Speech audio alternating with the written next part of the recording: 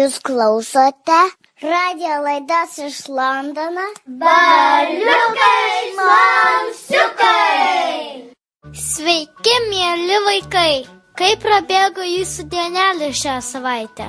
Man jos prabėgo fantastiškai. Vakar aš dainavau Londone, O2 arenoje, tokiam labai įdomiam koncerte, kuris vadinasi Young Voices 2014. Tai reiškia 2014 jaunieji balsai. Šiame koncerte dainuoja jauni britų atlikėjai ir begalybė vaikų jam pritarė milžinišku choru. Aš ir dainavau tam chore. Mano visa šeima sėdėjo salėje ir žiūrėjo koncertą. Aš jaučiausi nepakartojamai. Žinoma, prieš tai teko daug repetuoti, daug ruoštis. Su choru dainas pradėjo mokytis dar praeitą vasarą. O2 arenoje tokių chorų kaip mano susirinko labai daug. Iš viso ten buvo 7800 vaikų. Tai didžiausias vaikų choras pasaulyje. Šiuo renginiui labai buvo daug surinkta pinigų labdarai. Oi, vaikai! Aš net nespėjau pasiruošti draugų sutikimui. Sveiki, Beta! Kaip tu jautiesi po koncerto? Sveiki, varliukai! Užeikite vidų. Aš labai puikiai jaučiuosi. Tik šiandien labai nedaug miegojau. Ir tik spėjau grįžti iš mokyklos. Ir nieko jums neiškepiau. Nieko tokio, mes atsinešėm šokoladinio pyrago. Tu išvirk tik mums arbatos. Gerai, tai prašom sėskit. Pasakok daugiau apie koncertą. Labai smagu dainuoti toje arenai. Net visai buvo nebaisu. Kaip pavyzdžiui, kartais žmonės sako, kad jie labai bijo eiti ant scenos. O ten, kai užėjo, ten nieko baisaus, ten visi linksmi, jie kalbasi, viskas linksma. Gal dėl to, kad buvo mūsų tiek daug, o žiūrovų tai atrodė man daugiau, negu iš tikrųjų mūsų buvo. Mes turėjom ten tokius kaip švieselės, ir jos labai gražios atrodė kaip žvaigždės danguje. Visokių ten buvo žmonių, kurie dainuoja ir mes ten šokom, ten mus mokino šokt. Tai buvo pats geriausias ir didžiausias renginys, kuriame aš dalyvavau. Tu tikra šaunuolė, tiek daug dirbai ir tau nuostabiai pavyko. Ačiū! Žinot ką? Mano draugė Tija kaip tik man pasaka apie knygą Beveik varlės. Aš ją skaičiau su tokiu džiaugsmu. Tai tiesiog knyga apie mus, varliukus, malsiukus. Tikrai? Tikrai. Šios knygos herojai, 2 draugai varliukai, yra smalsus, ieško atsakymų į jiems svarbų klausimą ir knygoje rašoma, kad tik tie, kurie ko nors nori, keliauja ir ieško, tampa išradėjais ir atradėjais. Tampa ne šiaip savo varlėmis, o varlių varlėmis. Varliausiamis varlėmis iš visų varlių. Taip ir tu, Beta, tapai varliausia dainuojančia varliukė smalsiukė Anglijoje. Valio! Taip, o ką mūsų draugai dainuoja apie varles? Ar tik ne tai, kad jos gražios? Paklausom. Aha, būtinai paklausom.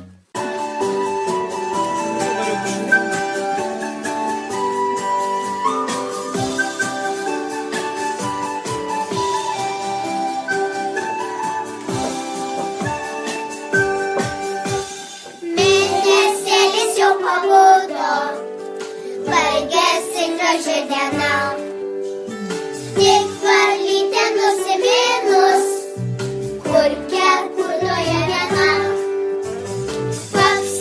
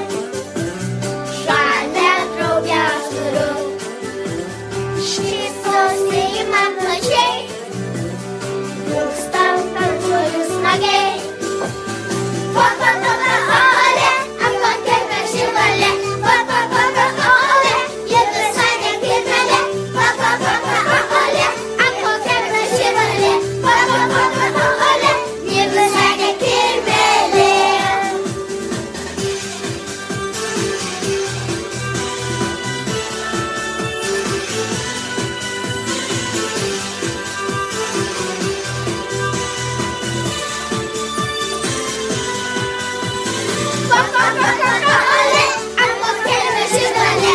Ole, ji visai nekirmelė. Ole, ant mokėlė žinolė. Ole, ji visai nekirmelė. Ole, ant mokėlė žinolė. Ole, ji visai nekirmelė. Ole, ant mokėlė žinolė.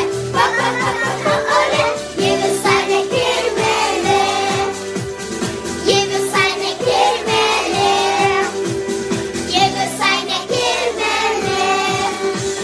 Kvak, kvak, kvak.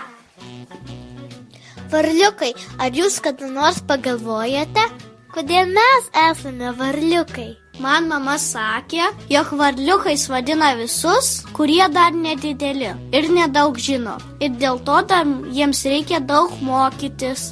O gal mes esame varliukai todėl, kad norime daug pasiekti? Juk varlės labai aukštai šokinėjo, o mes irgi norim kuo daugiau sugebėti. Dėl to mes mokomės ir skaitom įvairias knygas, prigalvojam daug klausimų ir ieškom atsakymo. Tai gal jūs jau žinote, kuo norite tapti? Taip, aš žinau, aš labai noriu tapti išradėju. Jau seniai apie tai svajojau. Kai buvau Lietuvoje, nupiešiau trikardį. Tik nesugalvojau, kaip jisai galėtų veikti su elektra. O aš noriu tapti aktorė. Aš seniau nenorėdavau, nes niekada nežinotau, ar būtų sunku. Tada vaidinau visai mokyklai, tada nusprendžiau, kad norėsiu būti aktorė. O seniau norėdavau būti mokytoja, bet dabar nenoriu būti mokytoja, dabar noriu būti aktorė.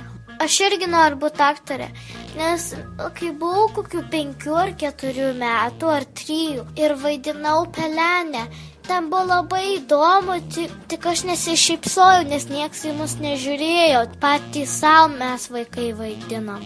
Bet dabar aš jau labai daug vaidinu ir iš tikrųjų labai gerai vaidinu, nes aš nebijau prieš daug vaikų ir žmonių. Vaidinti man visai nebaisu ir linksma. Aš noriu vaidinti visuose mokyklų spektakliuose, nes man tai teikia daug džiaugsmo ir stiprybės. Rojau, tu minėjai, kad varliukai ieškojo atsakymo į svarbų klausimą. Toje knygoje, kur tu skaitei. Koks tai buvo klausimas? Aš jums nesakysiu. Geriau paklausykim mano draugės Tijos ir jos klasiokus skaitomos istorijos. Klausom!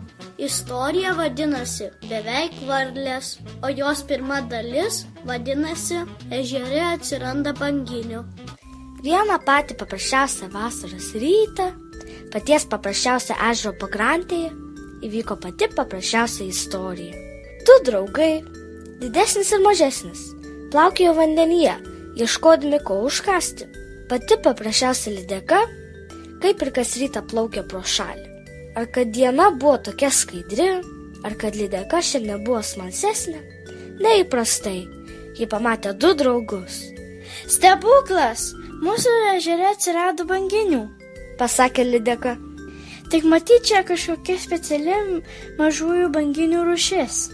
Tai mes banginiai? Paklausė mažesnis draugas didesnio draugo. Ne, mes varlės. Atsakė didesnis. Ką, bet varlės tai aš pažįstu. Jūs tikrai netrodote kaip varlės. Pasakė lydeka. Apie banginius esu tik skaičiusi, bet aš neklystu. Jūs banginiai. Mažesnis draugas susirado enciklopediją, atsivertė raidę V, pažiūrėjo į varlės paveiksliuką, po to į save. Į varlę panašus jis nebuvo. Nesvarbu, kad mes netrodome kaip varlės. Pasakė didesnis. Mes esame varlės. O iš kur tu žinai? Paklausė mažesnis. Mano mama nuo gimimo kartoja, kad aš varlė. Varliausia varlė iš visų varlių. Į ežerą subrido visas būrys stirnų. Buvo vasaros rytas, o vasaros rytais visi nori gerti. Atsargiai neprisivyk banginių. pasakė stirna mama stirnai vaikui. Tai jie banginiai? Paklausė stirna vaikas. Atrodo taip kaip banginiai, pasakė stirna mama. Pone stirna, nesu tuo tikras, bet tikriausia mes esame varlės, pasakė mažesnis. Eik jau eik, turiu nemažai draugių varlių. Jūs į jas iš tolo nepanašus, atsakė stirna. Saulė vis labiau kilo virš horizonto. Tik staiga sustojo lyg įbesta. Kelias sekundės pastovėjo ir pradėjo leistis. Ei, kas čia dabar? Paklausė ponia stirna. Mela Saulė, kurgi tu susirašai? Tai kad aš turbūt būsiu kažką supainiojus, burbėjo Saulė. Lyg ir ne pirmą kartą aš teku virš šito ežero, bet banginių čia niekada nebūdavo. Turbūt susimaišiau ir patekėjau ne ten, kur reikia. O ar tie banginiai ne kaip banginiai, kažkokie per maži? Pyko lydeka. Užaugs, visi užauga, pasakė ponia stirna. O kai užaugsime, būsime varlės, pasakė didesnis draugas. Patys jūs nežinote, kas esate, pasakė stirna. O jei nežinai, kas esi, tai tikrai negali žinoti, kas būsi, kai užaugsi. Pirmą kartą girdžiu, kad užaugęs kas nors norėtų būti varlė, stebėjasi stirna vaikas. Kažkokia paini šiandien diena, pasakė lydeka. Tai sakote, iš pusės mažų banginių išauga dideli banginiai, o iš kitų varlės? O kaip jūs susitarėte, kurie bus kurie? Kažin, ar taip gali būti? Suabejojo Saulė. Juk banginis ar mažas, ar didelis, jis vis tiek banginis. Jūs gal kokie užburti? Gal kokia piktoji ragana jūs nusižiūrėjo, nučiupinėjo ir žvačiavo, ar tik prisakė, kad užauksite ne į banginius, o į varlės. Aišku, taip ir bus, pritarė lydeka. Dabar supratau, pasakė mažesnis draugas. Mes varlės tik užburtos, juk tuos raganos specialiai viską supainioja. Juk jei princą gali paversti varle, tai kodėl varlės negalėtų paversti banginiu? O kas suras raganą, kuri juos atkerės? Paklausė stirna vaikas stirnos mamos. Kas, tik jie patys. Dar nesu girdėjusi, kad kas sėdėtų savo pelkėje, o kiti turėtų ieškoti kažkokių raganų. Jei jiems reikia, tai tegu ir ieškasi. Taip du draugai, mažesnis ir didesnis, išėjo platų į pasaulį raganos ieškoti. O toliau istorijos tęsinį išgirsime kitoje laidoje. Oho, labai neįprasta istorija. Veikėjai vardinti labai aiškiai, jų vardai labai nevardiški. Pavyzdžiui, mažasis draugas, didesnis draugas, lydeka, stirna vaikas, stirna mama. Taip, žinoma, niekada nesusimaišysi. Labai suprantamas tekstas, gali jį skaityti be suaugusių pagalbos. Klausydama istorijos pagalvojau, juk esu girdėjusi iš savo draugų, juk kartais jiems taip nutinka, kad kiti juos įtikinėja, nori, kad jie būtų kažkuo kitu, nei iš tiesų yra. Mano tėtis man dažnai sako, kad aš gerai moku matematiką ir galėčiau būti matematikė. Man matematika patinka, bet matematikė aš nenoriu būti. Viskas matematikoje per daug aišku. Aš dar nežinau, ko aš noriu būti. Niekas manęs dar ypatingai nesudomino. O man mokytoja anglų mokykloje sako, kad aš turiu rašyti istorijas, nes labai gerai rašau, bet aš nenoriu būti rašytojas. Aš noriu būti išradėjas. Na, kai tapsi išradėju, gali parašysi kokią knygą apie savo išradimus. O kas parašė knygą beveik varlės? Knygą parašė Rasa Aškinytė. Ji yra ne tik rašytoja, bet ir filosofė, dėstytoja, mokytoja. Ji daug keliauja ir yra parašiusi ne vieną knygą. Skambinam Rasai. Aišku, skambinam. Ji gyvena Vilniuje. Rankam telefoninį numerį. Pakva, kva, kva, kva, knyga. Girdžiu signalą. Kva, kva, kva, kva. Labas vakaras, mes Valiukai Smalsiukai iš Londono. Mes skaitome jūsų knygą Beveik varlės ir jie mums labai patinka. Mums atrodo, kad jūs rašote apie mus, nes mes Valiukai Smalsiukai. Taip ir yra kaip tik apie jūs rašau. Kiek metų knygai Beveik varlės? Turbūt kokie 5 jau. Kodėl parašėte šią knygą? Labai senai buvau sugalvojus šitą idėją ir pagalvojau, kad visai neblogai būtų ją užrašyti. Užrašau. Kaip jums kilo mintis parašyti tokią varlišką istoriją? Aš kaip buvau maža, visas atostogas praleidau pas močiutę kaime ir ten buvo didžiulė kūdra, kurioje būdavo labai daug varlių ir jos turėdavo labai daug vaikiukų. Ir tie vaikiukai buvo labai panašus į banginius. Ir kai mes buvome maži, mes galvom, kad tai yra iš tikrųjų maži banginiukai. Ir kai aš užaugau ir supratau, kad taip nėra, man tas varlių vaikiukų panašumas į banginius pasirodė labai gražus ir aš nutariau parašyti knygą apie tai. Ar galima šią knygą rasti internete? Galima tikrai. Tiesiog įveskit pavadinimą, pavardę ir rasit knygą internete. Aš turiu draugų, kurie skaito tik angliškai. Ar jie taip pat gali paklausyti knygos Beveik varlės?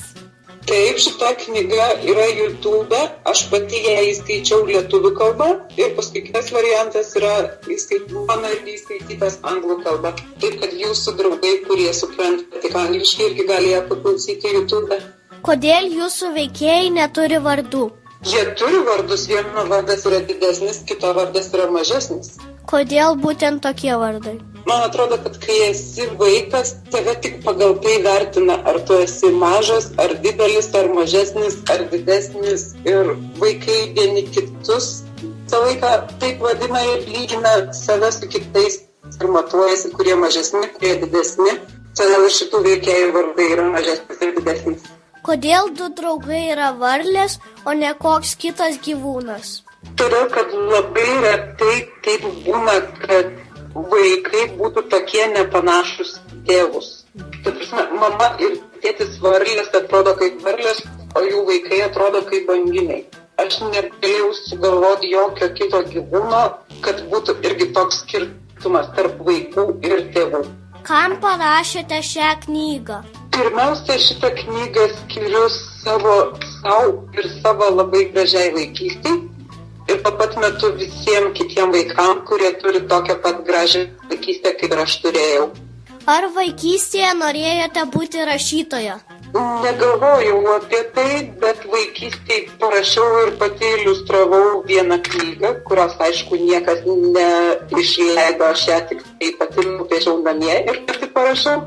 Bet apie tai, kad ar būti rašytoja ar nebūti, aš negalvojau. Tiesiog norėjau rašyti ir parašiau. Ką dar veikėte, kai nerašote knygų? Dar labai daug dirbu. Aš dirbu Lietuvos edukologijos universitete ir skaitau paskaitas studentams, kurie, kai baigs universitetą, bus mokytojai. Dar auginu savo vaikus, dar auginu paukščiukus, dar daug keliauju, dar dirbu ir mokykloje mokytoja ir dar daug skaitau, labai daug skaitau knygų. Ar skaitėte šią knygą savo mokiniams? Neskaičiau, kad mano mokiniai per dideli šitai knygai, bet savo vaikams skaičiau. Kaip vaikams patiko ši knyga? Mano vaikai mandagus ir gerai išauklėti ir nenori manęs įskaudinti, tai jie sako, kad jiems patinka visos mano knygos. Bet gal ir iš tikrųjų patinka, gal sunku įvertinti, kai mama rašo knygą. Viskas atrodo gerai, ką padaro mama. Ar jie pasakė kokių nors įdomių, nelauktų komentarų apie knygą? Komentarų sulaukiu daug, žmonės ir telefonu skambina, ir internetu parašo, ir labai džiaugiasi, kai netikėtai randa šitą knygą. Nepasakyčiau, kad sulaukiu kažkokių tai labai ypatingų ir įdomių komentarų. Daugiausiai iš tikrųjų klausimų būna dėl vardų, kodėl tokie veikėjų vardai. Ar dar rašysite knygų vaikams? Rašysiu, bet nesugalvoju apie ką rašyti. Sugalvokit apie ką rašyti. Kas norėtumėt, kad būtų knygos pagrindinis veikėjas? Pasakykit man dabar apie tai ir parašysiu. Aš norėtų, kad būtų apie šuniuką, kur atkeliavo į kosmosą, kaip skrenda ir atkeliavo į kosmosą. Gerai, kada? Aš norėjau tik tai pasakyti, kad ten tas šuniukas turėjo sparnus ir jisai pats nuskrido ant kokį mėnesį tik tai. Apie gyvūnus ir tie gyvūnai jie keliauja ieškoti geresnių namų, nes pasidarė taip, kad visur dabar visokių žemės drebėjimų yra. Kokie konkrečiai gyvūnai? Vilkai. Kurie Afrikoje gyvena. Kada jaučiate didžiausią džiaugsmą? Kai kyla knygos idėja? Kai parašote knygą? Ar kai jau vartote atspausdintą knygą? Turbūt pats įdomiausias momentas būna, kai dailininkas nupiešia iliustracijas. Tada kažkaip įdomu pamatyti, kaip ta istorija atrodo nupiešta, kaip jinai atrodo vaizde. Ir šiaip pačiupinėti tikrą knygą smagu. Nes knygą išleisti yra labai daug darbo ir labai ilgas procesas ir smagu ją turėti padarytą jau. Ko palinkėsite mūsų klausytojams? Palinkėsiu rašyti savo knygas. Žiūrėkit, kiek jūs man sugalvojot gerų idėjų knygoms. Tai jūs nedalinkite kitiems tų idėjų, atsisėskit ir rašykit knygas patys. Tai kad mes kaip tik įrašom. O aš jau buvau parašęs apie liūtą ir gyvatę gal. Aš buvau parašęs knygą apie liūtą karalių, kaip biškelį kitaip su daug veikėjų, kaip su manim, Beata, Rojų, Maktas Mona. Sėkmės jūsų darbuose ir lauksime naujų knygų. Aš prižadėjau parašyti knygą apie tai, ko jūs prašėt. Kai parašysiu, pasakysiu jums, kad jau parašiau. Gerai? Gerai. Lauksim labai. Ačiū už pokalbį. Ačiū jums, vaikai. Viso gero. Ir visgi, kas ta varliausia varlė?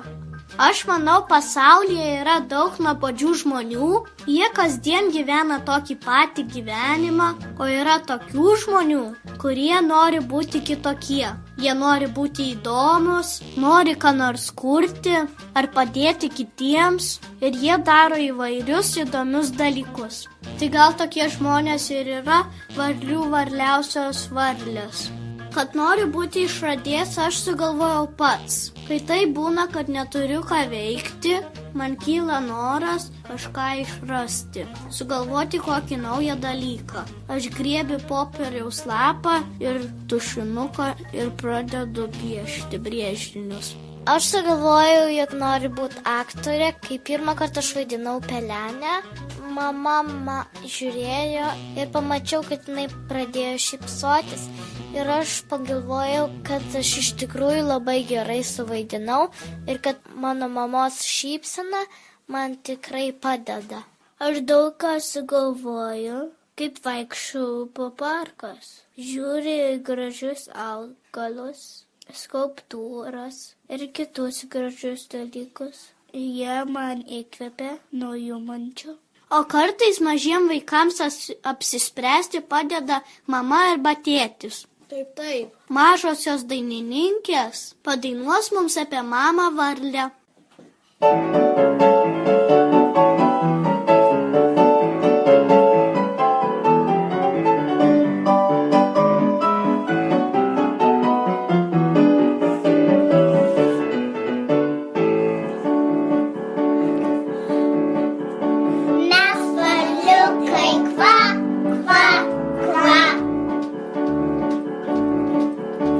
Balos